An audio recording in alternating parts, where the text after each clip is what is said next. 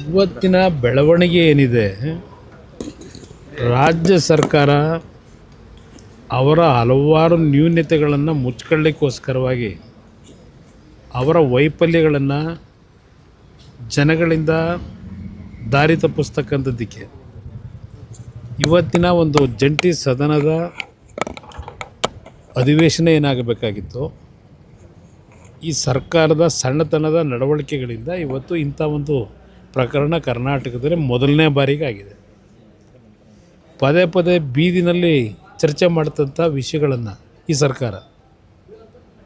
ಈ ಸರ್ಕಾರದ ಮಂತ್ರಿಗಳು, ಮುಖ್ಯಮಂತ್ರಿಯಿಂದ ಸಮೇತ ಇವತ್ತು ಅದನ್ನು ರಾಜ್ಯಪಾಲರ ಮುಖಾಂತರ ವಿಧಾನಸಭೆಯಲ್ಲಿ ಇಳಿಸಬೇಕು ಜಂಟಿ ಅಧಿವೇಶನದಲ್ಲಿ ಅಂತೇನು ಹೊರಟರು.